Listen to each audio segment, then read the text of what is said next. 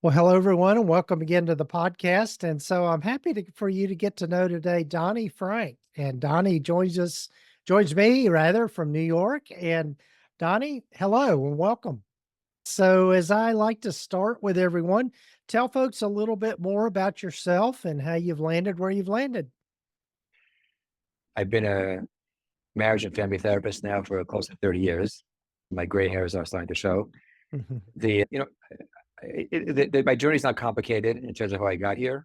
I grew up in a very family-oriented family, both in terms of our nuclear family and in terms of the extended family. And so it was always of value for me. It didn't mean that I was going to do anything professionally about it. That was not my intention. I think I wanted to be a lawyer at one point. That was probably the most serious alternative career, but there are other things along the way. But at some point in time, I kind of bumped into the opportunity to take my advanced schooling, and I thought about it, and there was the opportunity to go into the world of therapy. And I'd be honest with you, I was not really interested in being a therapist. I like people. I like helping people. That wasn't the modality, should you say, that I was going to be looking to help people with. But I did get intrigued by the idea of family therapy and marriage therapy specifically. I'm from New York. So in New York, back when Mhm. I went into the field, there was no, marriage therapy wasn't a licensed field. If you Mhm. just hung up a shingle or had announced yourself as being a marriage therapist, that's how you did business. So it wasn't really, like I said, a licensed track yet. But the idea of being able to work with couples and strengthen families was very attractive for me. And so I explored it, went for it, and here I am, 30 years later. Yes. Well, that's great. Great. And have you been in, do you currently have a practice or doing private practice or anything? Yes. I am doing private practice. I worked in my first stages of my career. I was a director of mental health clinic in the northern New Jersey area, like up Mm-hmm. here on the East Coast. Mm-hmm. But I was, after a couple of years of starting out in the administrative side of things, then I started my own private practice. And eventually that's what took me full time. And I left the agency work. And so I've been doing that ever since, really. I mean, close to 30 Wow. years now. Yeah. Yeah. Yeah. And so do you primarily just work with couples or do you work with individuals as well? I would say primarily couples, and I'm a marriage and family therapist. Mhm. We are living at a time where certain disturbing trends are becoming more than the exception, fractured families. And so my work has taken on a whole new level of meaning, families overall and specifically couples. But I would say almost all the work that I do is relationship oriented. I've gotten involved in the singles community over the last 10 years or Mhm. so and done a lot of work with helping people. That's kind of interesting how that came about because, I would say about a little more than 10 years ago, I just realized, we're seeing the challenges that go on after, after marriage. And I started to get more curious about what would singles need to know in order to be able to avoid some of the problems that go on the other side once they can make the commitment. And Mhm. that's how I got myself involved in the singles community. And I hope today that I'm able to provide for singles some direction as to how to go about seeking the right mates, making the right decisions, Mhm. so that it doesn't mean there's not going to be any challenges. We'll talk about that when we get to the book. No, it doesn't mean that you're going to marry a fail-safe marriage, where there'll be no challenges. But it means that you'll be best prepared to handle the challenges with the person that you choose to marry. That's Right. kind of how we go with that. Yeah. Yeah. Yeah. So I'm curious, as you've been working with singles and in that community, what are kind of the common themes that you see come up that you notice that people struggle with once they get married? Oh my. Okay, that's a very good question. And kind of the question we always get asked, like, what do you say is the one thing that couples Yeah. struggle with? And I'm sure there's never just one, there's not just one thing, obviously. Exactly. Yeah. And it also changes based upon, I guess my workload of the month or whatever, then it's kind of shifts around here and there. I mean, if I'm going to say it straight, I think that before a disturbing trend with families of alienations and fractured families, I also believe that we have to be paying attention to the overemphasis on self. And I just see, it's a little bit scary, in the course of the 30 years of my work, how rapidly we've been moving more and more towards a focus on self-actualization, self-fulfillment, self-everything. And it was a topic to talk about in the early days, but now it's really making an impact on marriages because where I come from and the values that I understand marriages to be built upon is where the focus is not on getting our needs met as much as it is on how we meet the needs of the other. Giving is what builds healthy relationships, Right. and there's a lot of self-focus. Yeah. And Yeah. it shows in various ways. I mean, it's not one way that it shows up, but if you trace it down to it, are we other oriented or are we self-oriented? What's our way of doing relationships? I'm also a marriage and family therapist and also, do a lot of couples work. And I know one of the things that I find myself saying to couples a lot of times, particularly, maybe younger couples that are just new into the whole marriage thing is just really this idea that, part of getting married and part of having a healthy relationship is that you do have to be willing to give up parts of yourself for the sake of the relationship. And that and I couldn't agree with you more that just the whole emphasis on the individual and how, individual rights and what is fair for me and getting my needs met and all of those kinds of things has been just so much a part of our culture, um, just over the years, and it's just I think to some degree it's uniquely American as well. I don't know that for sure, but that would be my guess, and that we're just kind of set up that way, and so yeah. I'll give you an example of how I believe the focus on self has distorted. I mean, good important concepts, but where they've gone kind of like out of control. So the idea of self care, that's universally understood to be an important thing. Self care, even Mhm, those of us that are oriented or like to live our lives that are other oriented and giving. But here's how I see it, and maybe sound radical to young people, and but self care in my mind is like a rest stop in life. My journey in life, you know, my primary responsibility, as I see it, is to make the world a better place. And I start with the people I care most about, the people who are in my inner orbit. mhm, My spouse, my kids, my parents, my sibling. I start there and I build out. That's my agenda of life. But I mean, we have limitations, and it's hard to stay on the road, keep on driving, and not refill the tank, and not change the tires. So we have pit stops, we have rest stops. That's what I see self care as being. It's in mhm. service of getting back on the road to become the giver Right, once again. right. But I found that but in some cases, self care became the goal. It became the journey, Mhm. and it's almost like you lose yourself in the pit stop, and the race is going on, and you haven't gotten out of the pit stop. And we don't make our home in self care. It's a means towards getting back on the road of being a giver. And that seems, to me, it always seemed to be an obvious thing, but it seems today that it's a little bit more radical than I thought.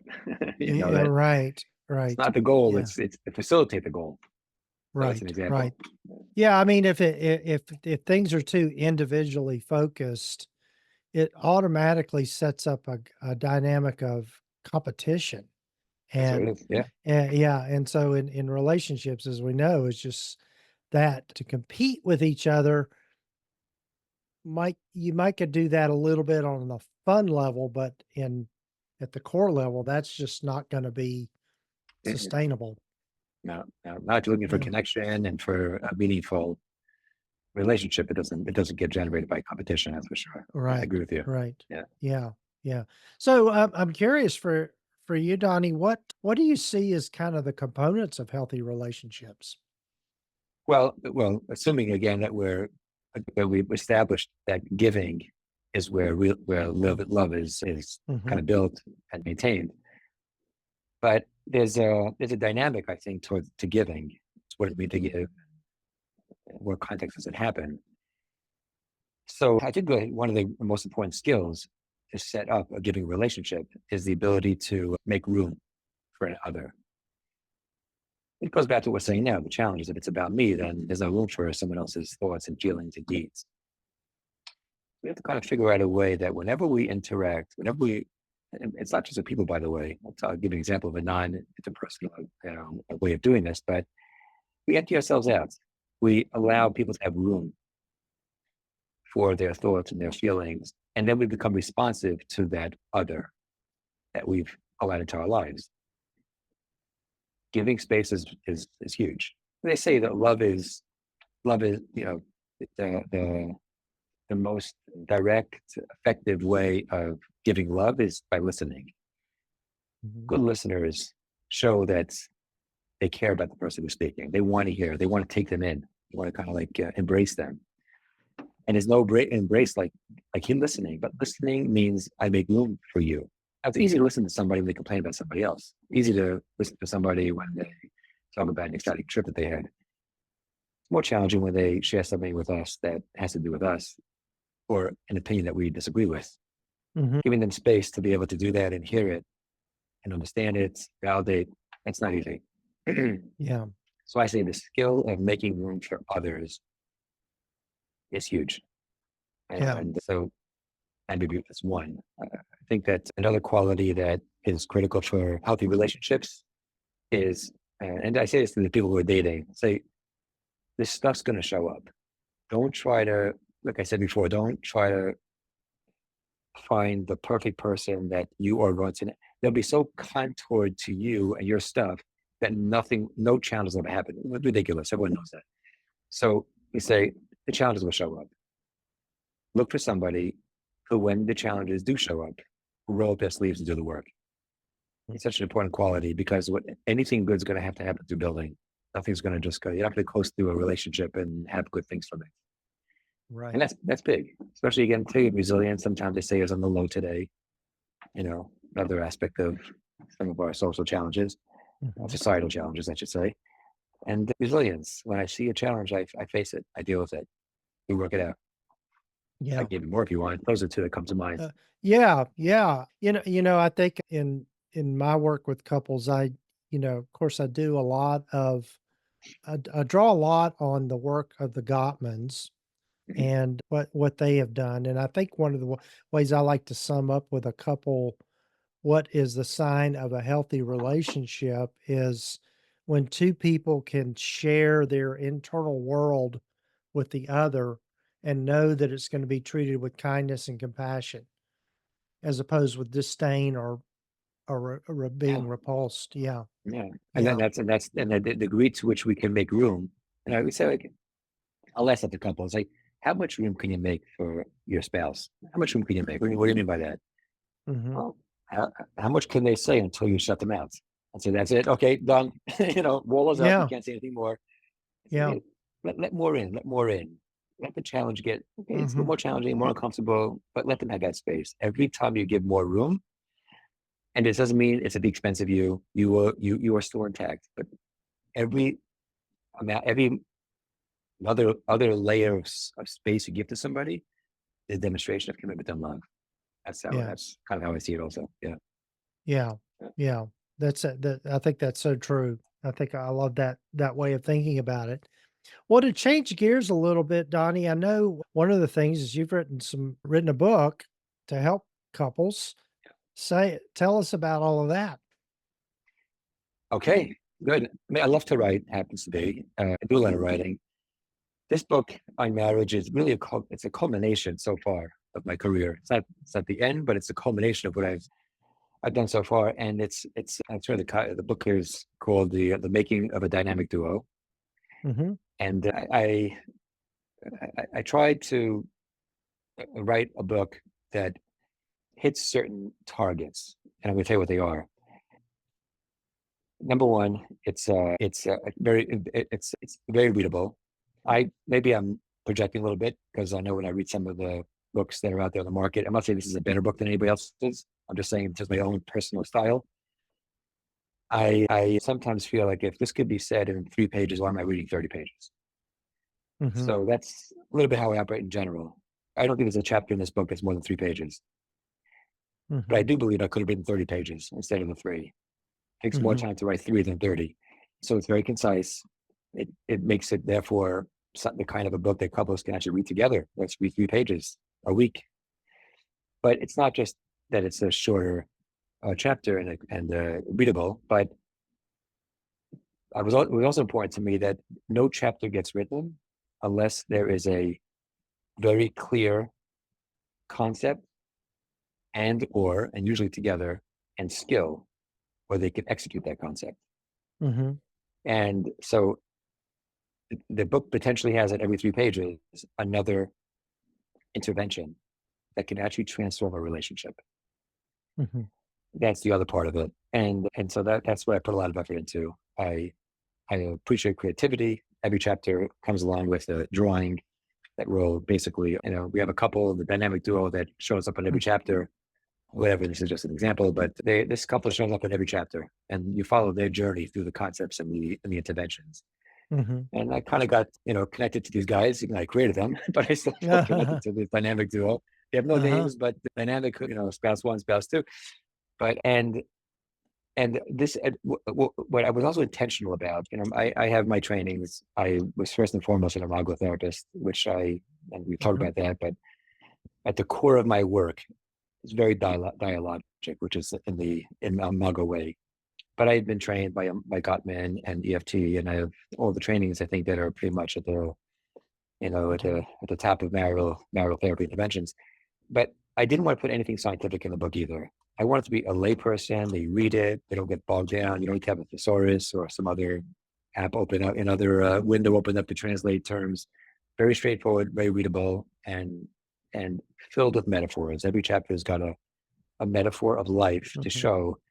And this is an important overriding principle of the book, which is, and I say in the introduction, most of the metaphors, in fact, maybe all of the metaphors, not all, but most of the metaphors in the book are from things that are unrelated to marriage at all.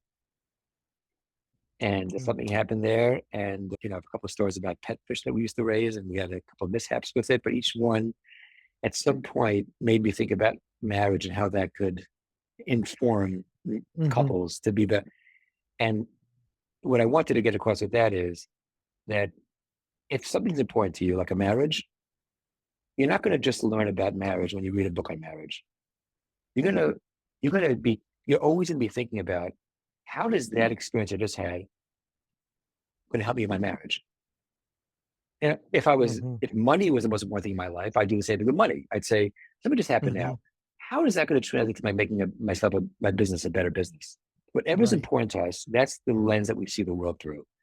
And I do think that marriage is important enough, and society desperately needs intact families, and it's worth seeing the world through the lenses of relationships and learn everything you can from anybody, anywhere.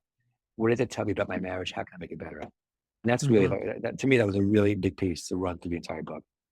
Right. So that's Right. some of the ideas that, yeah. Yeah. Well, I totally agree with you. I think the relationships, I mean, everything we do in life is in the context of a relationship of some sort. And yeah, and I think being able to navigate that not only in marriage relationships, but just in interacting with people day in and day out. I think we need to those are skills that everybody is desperately in need of. Yeah. 100% right. Yeah. Yeah. It's So interesting. I was going to say one thing about the book, just another aspect of the book that also runs through is that it's very realistic. Like, there's ups and downs, and we're not afraid to describe a healthy, functioning, dynamic relationship that has its ups and downs. So the cover basically mhm, is my favorite part of the book. I'm not talking about it from a graphic point of view necessarily, but mhm, the message of this cover is what the book's all about. When mhm, we measure a relationship, mhm, it's almost like we measure a portfolio, financial portfolio. It's the trend. This couple is trending up. mhm. There are going to be times they're going to have ruptures. Good couples will rupture. They're going to have their moments. But when you want to evaluate, is this couple a healthy, dynamic couple? You're going to look at the trends. Mhm. Overall, they fall, but their drops, like a good financial investment, the drops will happen less frequently, with less intensity, and a shorter duration. Yeah, They know how to get back. They know how to get the arrow back up. They might have one yeah, day the market's bad for one day. They get it back up. They know how to deepen their relationship, go higher and higher. And next time they fall from a higher place. But when you look at them, you see we're trending up. This yeah, book is intended to help couples be upward trenders. And if you're an yeah. upward trender, they're going to, couples say, when do we finish therapy? When we're not going to fight anymore? Are you kidding? that's when you're going to be dead. Like Yeah, yeah, as right. long as you're two people in a relationship, dynamic, they're both showing up to the relationship, you're gonna clash. You've got a lot of clashes, but we're Right. upward trenders. We Yeah. never hit the canvas. Like, especially if you don't hit the canvas, like a boxer falls and out for the count. Couples hit Uh-huh. the canvas, they can't get up again. We don't hit the canvas anymore. We fall, Yeah. but we don't hit the canvas. So that's really Yeah. it's upward trenders is what dynamic couples are. In the little bit of time we have left, Donnie, what do you see, or I'm curious your perspective on this. What do you see as kind of the essential skills a couple needs to have in order to maintain that upward trend? They had need the skill of perspective taking, be able to know your spouse is not, you know, here's the basic threshold. If a couple's okay, I say, I want to make sure they realize that you think your spouse is trying to hurt you. You think here's the two parts of the same question. Mhm. Is your spouse evil? Are they trying to hurt you? Now, at some points in the relationship, they might say yes. Mhm. But when they're work in progress, you say, no, they're not trying to hurt me. So what's going on there? Again, back to self-oriented, other-oriented. It's not only your story. Put your story aside. Why do you think your spouse said what they said? I know they shouldn't have said it. It was wrong. We're going to go back to that and figure out. But what was the intention behind what they said? So perspective taking will keep you off the canvas. You know, Mhm. it's when you think, oh, they did it because they're mean and they're nasty and they want to see me in pain. Mhm. So I think perspective taking is huge. Ownership is incredibly important. Being able Yeah. to look at a situation and say, before I tell you what you should be doing differently in an interaction, let me first see what I brought to this. What could I take Mhm. responsibility for? I have a great story Mhm. in this book that I came across about West Point. You can see it. It's called No Excuses, Sir. It's a really good story about ownership. But the idea is that don't let a conflict go by before asking yourself, is it anything? And I'm not saying 50-50. People get stuck on that. Actually, even if it's 5%, in relationships and dynamics and systems, you shift one thing and you never know how it's going to affect the system. So let me Mhm. first ask myself, what did I bring to this? What can I take responsibility for? So I would say that's Mhm. also another important skill. And those are skills, once again, going back to our original, the first part of our conversation, those are people who can look outside of themselves. They're not Mhm. entitled. They're not entitled people. They're not always looking to see how the world services them. I want to make the world a better place, and I want to start with my marriage. Mhm. How can Yeah. I empower myself to? I'm not going to blame anybody. Don't blame me. It's very popular today. Blaming is I'm going to get the couple won't go anywhere through blaming. Anywhere, good at least. What could I Right. be doing differently? How can I say Yeah. that differently? Maybe my spouse didn't get it because I didn't say it the way I didn't say it right. Let me say it again. Let me say it differently. Yeah. Yeah, and I think one thing I would add to that is, which you kind of describe a little bit, is learning to take a curious approach with your with your spouse or with your with the other person you're in a relationship, rather than you know getting on the defensive all the time. And so it's just yeah, yeah, Lead by curiosity. Lead by yeah, curiosity. That's yeah, 100% right. I agree with you. Lead yeah. with curiosity. Yeah, Right. yeah. Yeah. I just am reminded too, I just think about a question I often ask couples if they're with me, and I'll say to one person, we're going to pretend like you're not here. So let me talk to your spouse about this. And Uh, I'll ask the question, why do you think they do it the way they do it? And so it's just kind of eliciting that curiosity, and just really kind of checking in with that. And I think I it's just, so, yeah. I'll show you a little demo I use here in my office. Give me a second here. Wasn't planning to do this, but I might as well. On the topic. Yeah. So this is one of my favorite items here. This one especially. So I have in my office, I have other ones here too, but different Uh-huh. examples of worlds. And I say, this is a couple. Uh-huh. They don't look like they match so much, small, Mhm. big, hard, soft. Uh-huh. But when you get to know each other, you realize that you're very different, right? So I say, okay, now this guy is in a position to understand what's going on over here on this guy's world, right? So we Mhm. say, empty yourself out, put that aside, and we're going to just take a look and see what's going on over here. Now, sometimes when someone is in a reactive states, they're going to say things that are really hurtful. They say things that are hurtful, and I just want to shut it down. Like I say, get defensive. But you say the word you used was to get curious, right? Mm-hmm. Which basically means is what's on the outside, I just don't want in my life. But what's going on inside? I'm Mm-hmm. curious to know what's behind all this stuff here. Yeah. This I can't deal with. So we say, and we have our processes by which we try to go inside. Mm-hmm. In our work, we do dialogue to get inside. But when you go Mm-hmm. inside the person's reality, what emerges is a teddy bear. All right. Right. And this you can embrace. Yeah. You can't embrace the way they're presenting it, but if you get Mm. inside and find out the hurt that's going on there, Yeah. we can embrace this. And the key is to Right. get here. Now, we don't Right. want to have to be expressed the way that if we can find some way to express this and not the way it looked on the outside, we'd be much closer to our Right. goal. But we still have to get to this. Yeah. That's a And that's this a this that's word a is gr- yeah, that's a great metaphor for folks that maybe don't have a visual. Yeah, well, yeah, I forget where a lot of times people are just hearing the audio. He had a like a stuffed toy, but it was a globe, and then right. when you opened it up, you turned it inside out, it turned into a teddy bear. So it was, yeah, You got it. yeah, yeah. That's That's great. that's That's the idea. great. Well, Donnie, again, have to be respectful of your time and tell folks how they can find you and get in touch with you and find out more about your book. We're actually doing a book giveaway. So if you would like to see what that's all about, you can visit me on our Instagram account, which is Donny on Marriage, DONNY on Marriage. Well, thanks, Donnie. I enjoyed our conversation and hope to talk to you again here soon.